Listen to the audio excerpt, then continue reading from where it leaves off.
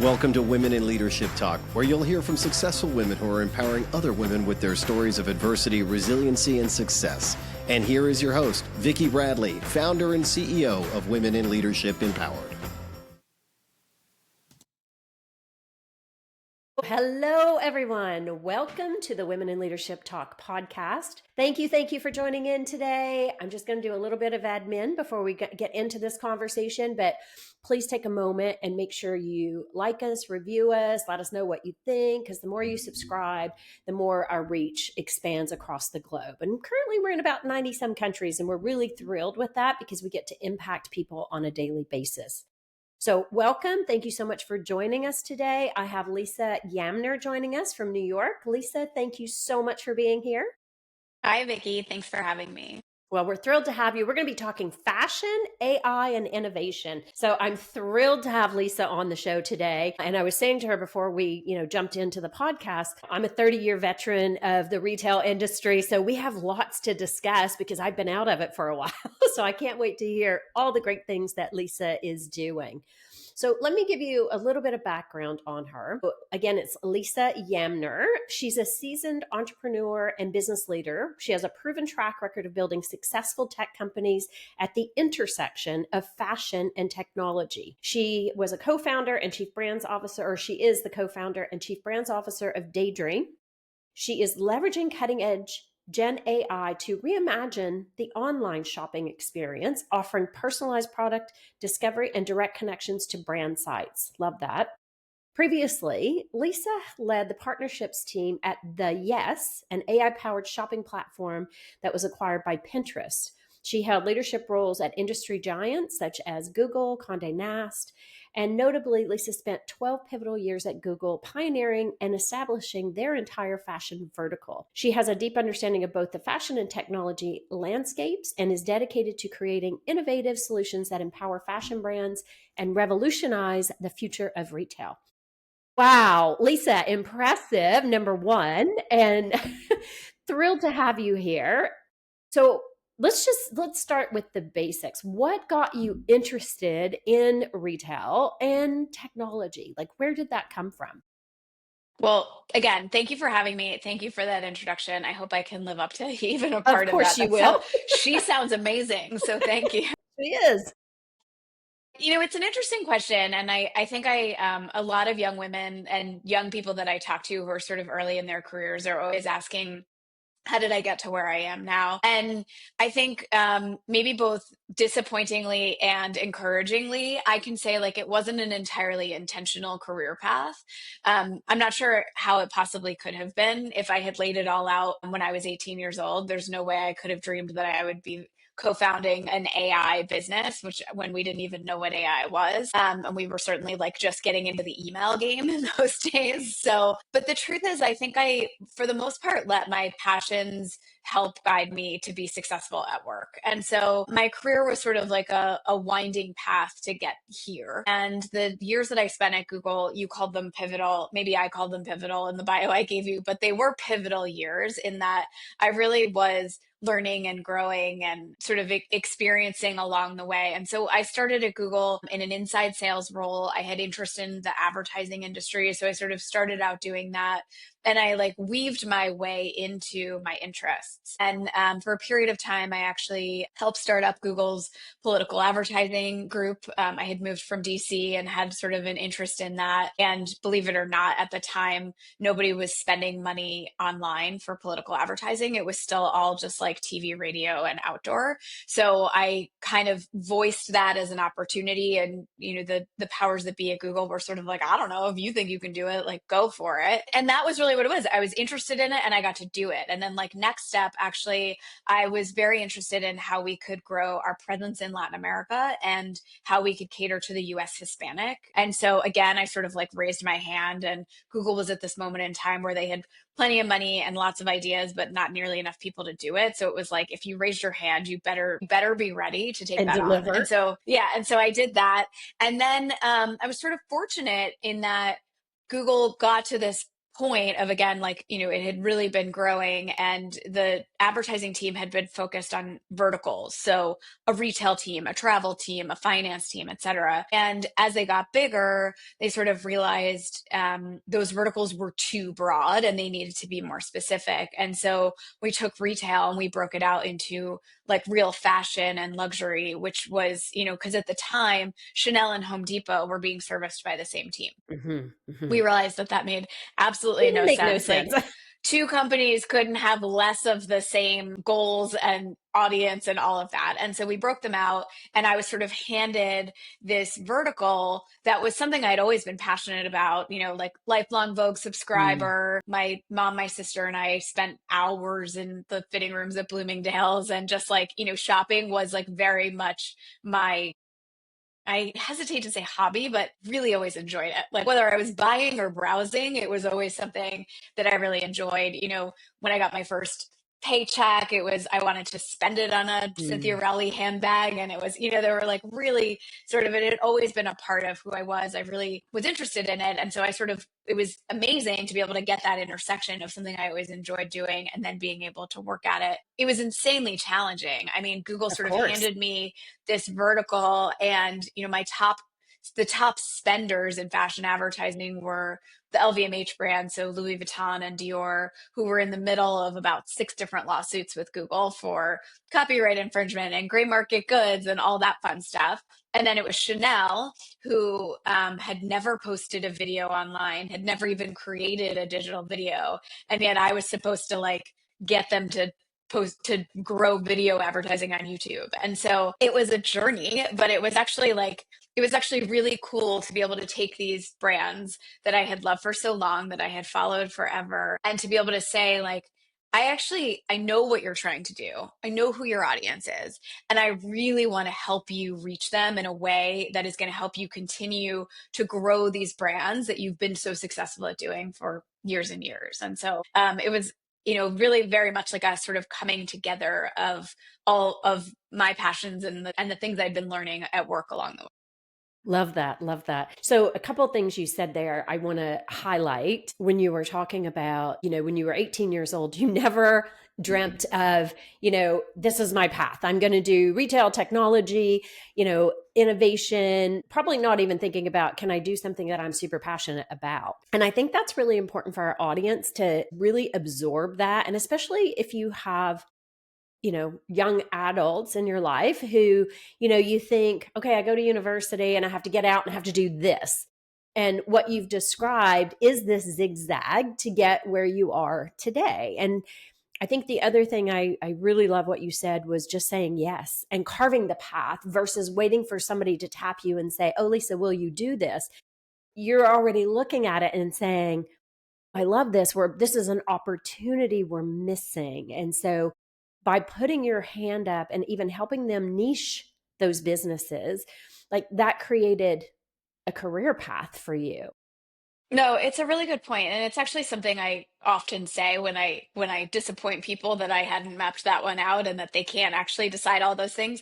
What I do say is I think it's important to look for both a company and a manager, boss, leader, whatever you want to call them, who is open to that, who is actually, I think one of the things that I've learned along the way is that the answer is generally in the room, but that doesn't mean the answer has to come from me as the leader, but it's from my team. And I would say, again, sort of back to those Google days of when we were building out the fashion vertical, that was a team that was dedicated to figuring it out. And we did that together. And if I had tried to do it on my own and not listen to what my team was telling me, there's no chance I could have been as successful at it as I was. And so I think that when people are kind of looking to how do I get there? How do I get to a place where I'm the type of person who can raise $50 million from my crazy startup idea? It's like, find the opportunities and find the companies and the managers who are going to allow you to take over, to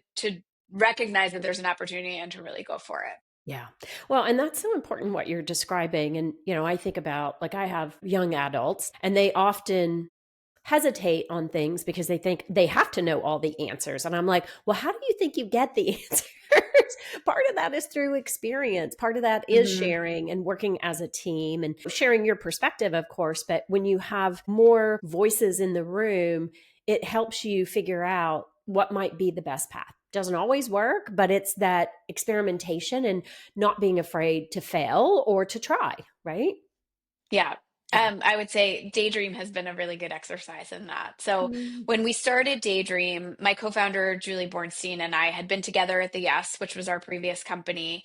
Um, and the Yes, in many ways, was a precursor for Daydream. And I think that we had a lot of confidence that we knew what we were doing. And what we've learned along the way is, sure, we know a lot, and a lot of our experience has sort of like led us up to this day. But it's also our willingness to try and fail and be wrong that I think is like has sort of continually gotten to us to this point. Not everything that we're putting out there at the very beginning is actually the right is necessarily the right solution. And so we've very much developed a culture around test and learn and experimentation. And kind of on any given day, we have 10 experiments sort of out there as we're really trying to understand what customers are looking for and what's going to make them keep coming back to Daydream and using it as their primary shopping platform.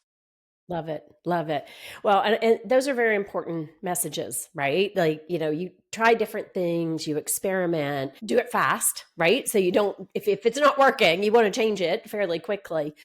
So I'm going to shift gears a little bit with regards to Google. You helped pioneer Google's fashion vertical for 12 years. So what was it that you saw early that made you confident that fashion and technology were actually going to, merge, explode? Like, I see all these things that are happening now. And of course, when I was in retail world, there was no AI, right? So what led you down that path?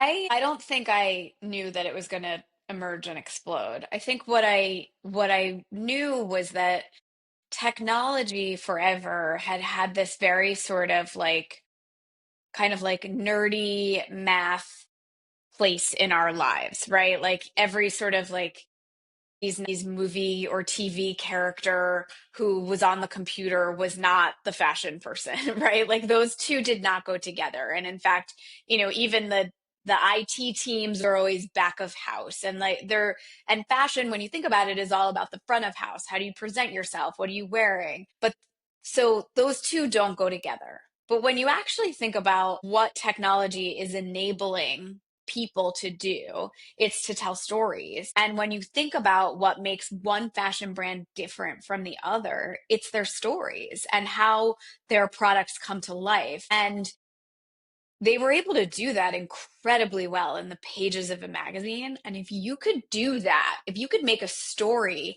and a brand come to life in a flat, glossy image, what could you do when it's a moving image? How about No when it's a kidding. video? Like, how about now you can add audio to it and all these things? So it's like that is what the sort of power of fashion is, in those stories that both the brands tell, that the clothes or the accessories themselves tell. And I can't think of a better way to do that than in these like digital platforms. And so I think that was where it gave me the confidence that, sure, if it was just like the blue links on the top of every Google search, that's not quite enough. But where does that blue link lead you to? Right. And what is next there? And then, and that's where you get into this like sort of whole world where was crazy to be rejecting digital in the way that they were back in 2010. Yeah. Yeah, I totally agree with that. And even when you were just saying that, like where my head went instantly is, you're talking about fashion and brands telling their story, but it's also enabled each of us to tell our own story, right? Because we're all unique, and you and your co-founder have figured out a way to include your own stories in this, right? And how, when you were talking about growing up and you loved whether it was actually buying or browsing, and that becomes part of your story, which has led you to where you are today. And so I just invite our audience to think about what their story is and how would you tell that story to somebody else, and not being shy about telling the story. Yeah, absolutely. Well, and I also think when you first started talking, what my mind went to was everything I just said was all about push, right? All about like the brands putting their stories out there. But as technology has evolved, it's also become about, it's a place where consumers can tell their brands how much they love them and why they love them and what else they might want to see about from them or what's bothering them, and so it's become like much more of a place where brands not just tell their stories, but actually consumers are sharing their own Yeah. stories back That with engagement. their Yes. beloved brands, and they can sort of express their feelings and their style and all of those things. So I think it's crazy to think that there was ever a time where fashion and technology weren't intrinsically linked. And I think about that a lot now as we're building Daydream and we're talking to all of these brands. And by the way, the brands that we work with, and we have over 300 direct partners across, both luxury and sort of high street brands. So from Gucci and Bottega to Levi's and J. Crew and sort of everyone in between is on Daydream. And they're all embracing AI in the sense that if AI can lead to a better consumer experience, then they're all about it. And that's exactly, what we're building is not something that is taking anybody's jobs or, by the way, removing the fun of shopping. In fact, it's like, how can we bring that Enhancing. back? How can we enhance it? How can we make sure that customers are finding the brands that they already know they love, finding new brands to love, finding new ways to style, and all of those different pieces? And then the brands are feeling the same way. And so AI can be a tool that makes your life easier, better, more fun, more interesting. And that's sort of the way that we're going after it. Yeah. Love that. Love that. So when you were saying that, you took me back to my own days. And I was thinking, wow, if we had had AI back when I was running different retail organizations, I probably wouldn't have had to have traveled as much because I was a, boots on the ground kind of person. And I would travel all across North America, but I would talk to customers all the time. What do you like about us? What do you not like about us? What are we missing? And I think to your point, AI has opened that door to have more instant and consistent feedback so that brands can make faster, better decisions to get to the consumer what they're looking for. And also, it's that idea generation that I didn't say that right, but being able to think through. Sometimes you don't know what you don't know, right? And so that enables, more fluidity, I guess, with brands and consumers on what's important to them. What are they looking for? And what's something that maybe they don't even know they're looking for, right? That's where that when you were talking about the slick pages, that was always the idea of, oh, I want to look like that. I want to have that style. And now we can do that so much faster. Yeah, absolutely. I mean, I think AI is opens up a world of possibility, and unfortunately, it like doesn't seem to have the best PR agency right now, and people seem to be very much afraid of it. And I think for the most part, the parts of AI that are going to make our lives better are the ones that are going to rise to the top. And Maria, who's our CTO, always says like, AI is never going to eat a piece of cake for you. It's never going to enjoy a massage for you. So just understand that what it's there for is sort of the more pragmatic pieces that you don't want to be doing anyway. And then you can have more time to enjoy more cake. It's sort of, Or massages. yeah, exactly. I mean, sounds good to me. Yes, likewise. Well, and I love that. And thank you for highlighting that because I do think there is this undercurrent of fear that a lot of people think, oh gosh, AI is going to take away, it's going to take away this, it's going to take away that. And there's always a shadow side to everything, of course. Like some people will use it for, harm or not good, but the majority is using it for good. And to your point, doing things that you don't want to be doing anyway.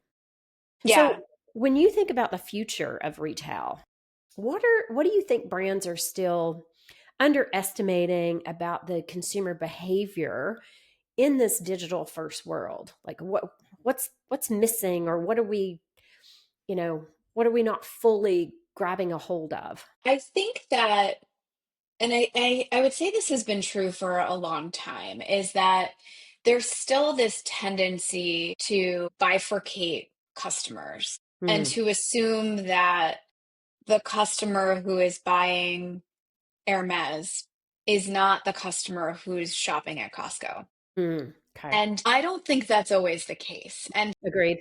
and I say Costco, but if you think Amazon as well, and you think of all of the convenience that Amazon affords us and gives to us, you realize that kind of all brands need to catch up to that. They don't need to, in fact, I don't think they should necessarily be on Amazon. That's not what I'm saying. I think what they need to realize is, what is it? Why Amazon? Why are all these people shopping on Amazon? And what can I do to make sure that my customer is getting what she needs from me? Is it the one-click checkout? Is it the 2-day shipping? What is it? And how can I make sure that my customer, who's used to, quite frankly, a luxury of convenience, is also getting that luxury of convenience with her luxury purchases? And so I think that that's a little bit of a disconnect that has not quite been realized. And I do think it's important. I think there's a lot that technology can solve for that. Again, things like, at this point, a brand who doesn't have Apple Pay on their site is just like risking cart abandonment for no good reason, right? Yep. Like, I think it has Great been example. proven that if Apple Pay is an option, people are going to use it. It is a lot faster. They don't have to go fumble for that credit card anymore, and so there's pieces like that that I think are still, brands aren't quite either realizing or recognizing the absolute importance of. Yeah. Yeah. I would say that's absolutely true. And interesting, this week, I had a conversation with my youngest about that because she's a book lover, like goes crazy about books. She has her own library, basically. But one of the things we talked about, she just ordered 10 books this week. And we were talking about, she used Amazon. And I said, she goes, oh my gosh, like they're getting so expensive and blah, blah, blah. And I said, well, there's other choices. And so I was sharing this other website with her that I use often. And her comment, which validates what you're saying, she goes, oh no, mama, that takes way too long. Right. So The great shipping time, and website. probably even just the time to enter her credit card information, like, not Exactly. interested. And so she was, and she's, 21 years old. And she was like, oh, no, no, that takes too long. So to your point, I think, we are looking for that. And this is what Amazon has provided, that almost instantaneous gratification of the purchase, but also even refunds. Like I just did 3 refunds this morning on something, and it was like so fast. And that's easier than having to go into a store, return something, or the hassle that you might get. And so those learnings, I think, are super important with how fast digitally we can make those things happen. Love that. So you have worked in a lot of amazing brands, Condé Nast, Google, like you've built 2 great businesses. What do you think separates organizations that truly innovate from those who just talk about it? It's the people. I find that too. I'm sorry if that's a really simplistic answer, but kind of Great like answer. what I was saying initially, I mean, it starts with who you hire and then how much you listen to who you hire. And I just think, like, for us, our best ideas just come from everywhere. And if we insisted that that the ideas had to come from the top, or that we didn't open it up to allow the team, not just agency, but like actually like empower them with real decision making abilities, I think we'd be in a very different place. But I do think it's the differences in the people. Yeah, love that. Well, and you see that in a lot of brands, right? Like when, somebody can be at the top of their game and then leadership changes, and then you'll see a brand lose momentum often because they Hmm. lose sight of the people, the processes, like what the core values of that organization might be. So sounds Yeah, like that's a, and I think there's an importance in the, like, sort of cross-functional mhm. collaboration that needs to be set at the top, but this expectation that engineers and marketing and business and everybody is in the room together and is like, and there's a beauty in a small company when you literally are in the room together and and you're all like very, very focused on a singular outcome, which is just making shopping better. Yeah. Yeah. Well said. Well said. So why do you think, Lisa, so often there are situations where we move into these silos and we're not collaborating cross functionally? Like, where do you think that comes from? Maybe for the most part, a degree of like ego and insecurity. I mean, I think all of corporate problems are human problems. And I think that they tend to come from, the people who are leading, who for some reason have developed a level of insecurity around what's happening. Again, or their ego is taking charge and they insist that it needs to be what they've said needs to go that way, or, a sort of like fear of learning in public, all of those pieces. But, it really is that it's like you have to have a level of confidence that you've hired a team that is going to all work together to get there. I also think ultimately the goals and the way people are incentivized tends to matter. When Absolutely. I was at Condé Nast, there is no ownership in the company, right? Everybody has their own salary, their own bonus structure. It is like individual by individual by individual. There Mm, is no every person in it for the company. At the time when I was there was no company bonus. There was nothing based on how does the company perform at the end of the mm. year. And I think very much everybody was in it for themselves. And you see how that can start to eat at the fold of, when a company's on top and doing really well and is the number one in their organization, in their field, it almost doesn't matter. But when they start to struggle, when you don't have that sort of backbone built, I think it becomes very hard. And when you have sort of internal competition, it can be really detrimental to the success of a company. So, at a startup, and for us, we really believe in giving our employees equity and having them feel like the success of the company is their own success, and they will benefit if this company is when this company is successful, they will benefit. And so I do think that really goes into this drive and this sense of all working together for that same ultimate mission. Nice. Yeah. I totally agree with you on that. There has to be that focus and that expectation that we're all in it together in order for it to come to fruition. And you see where even when you're on commission, right? You'll see salespeople, and this happens often in tech, where the account rep or the salesperson is really focused on their own deliverables versus how does that impact the total company. I think that's an important framing for organizations to think about. How are you incentivizing people? And does it erode trust? Does it erode the business in total? Or does it expand and create more opportunity? So I know we got to wrap up here, but I'd like to talk a little bit about how, like, fashion is deeply human, right? It's very emotionally driven.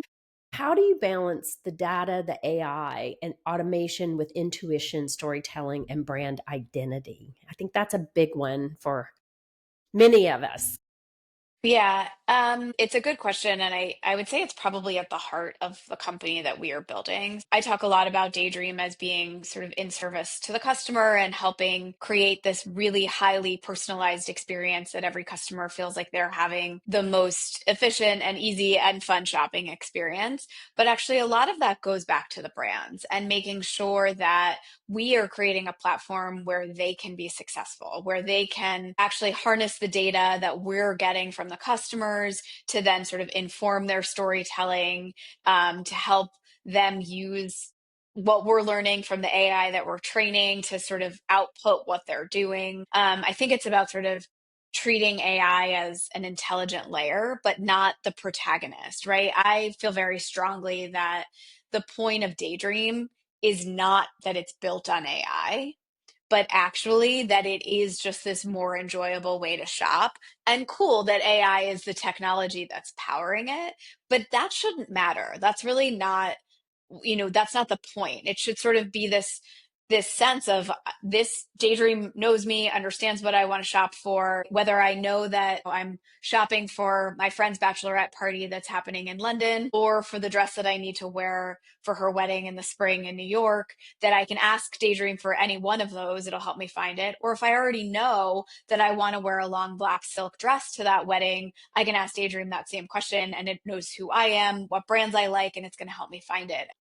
The point of that is that AI should be sort of working in the background, and everything that we learn about the customer then goes and benefits both the customer and her shopping experience, and then the brands in the brands that they continue to build and the products that they continue to create. Love it. Love it. Love it. It's like your own personal shopper, right? Like That's right. it really is you. I mean, and we have a lot of personal shoppers across, the world, but that takes it to that whole next level, right? And getting you exposed even to brands that maybe you didn't know about. So I think that's very cool. So Lisa, how do people how do they find Daydream? How do they find you? Like, we've got a very broad audience. If they're sitting back going, oh my gosh, I need to understand this because, I happen to have a brand that I think could benefit from this. Where do they? So this is my term for the admin. So Yes. not just like and subscribe down below. Well, you can of course follow us on Instagram or on TikTok. So we're Daydream on both of those platforms, and I post somewhat periodically on LinkedIn. So you can find me on LinkedIn. Definitely come shop on our website, which is daydream.ing. You can also download our app from the App Store. Okay.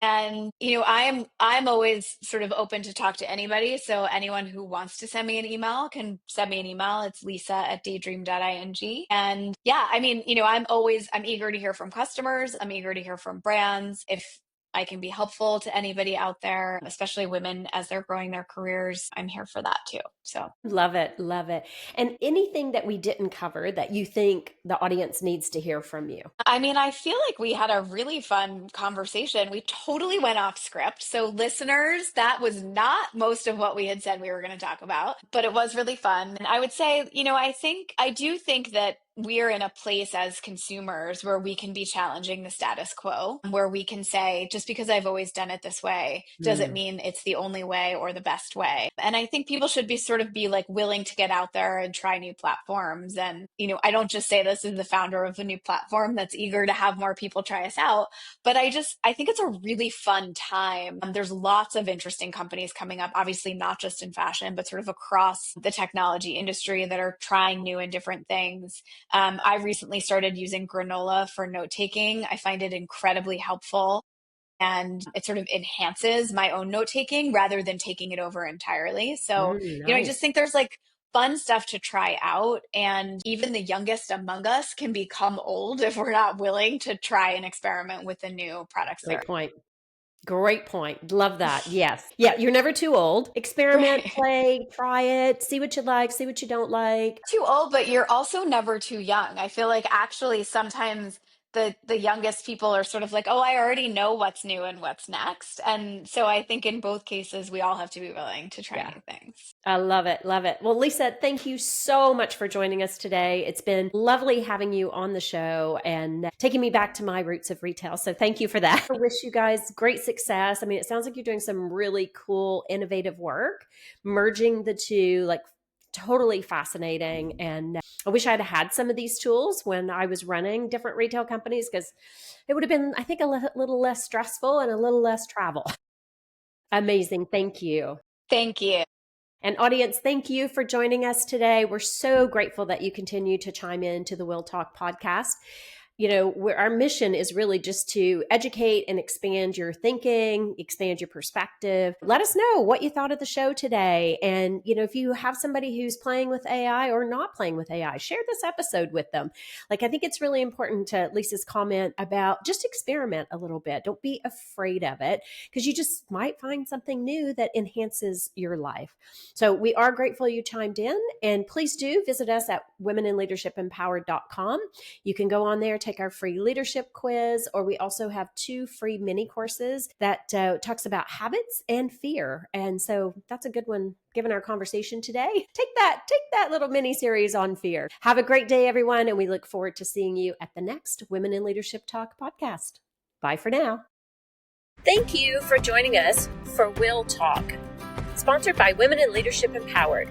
To learn more about our programs, please visit www.willempowered.com. We look forward to seeing you in our community.